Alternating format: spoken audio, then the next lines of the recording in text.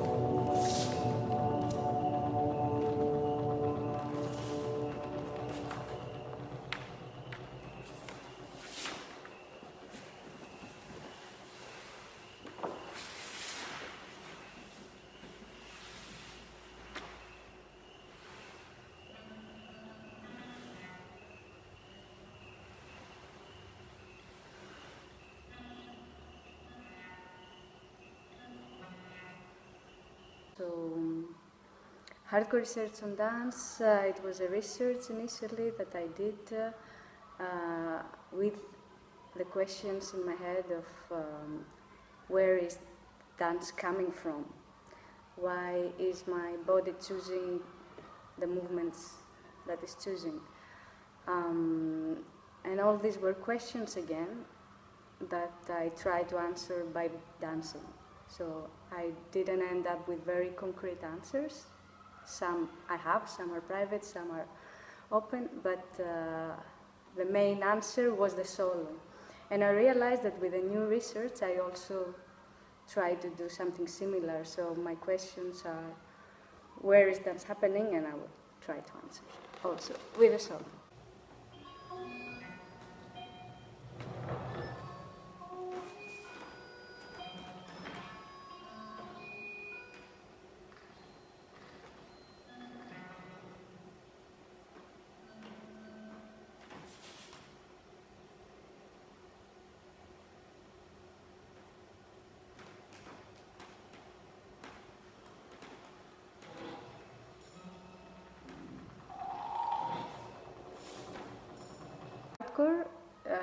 Hardcore research on dance, the performance that I'm also sharing here in La Caldera, is a question on language.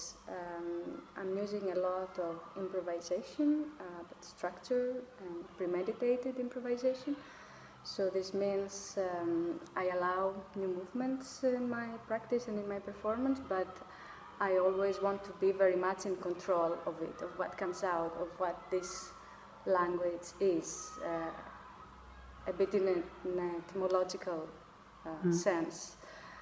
So yeah, it was a long process back then, and I basically distilled a lot of material that felt mine, whatever this means. So coming from my past, cleaning up, making things better, throwing things, allowing new things.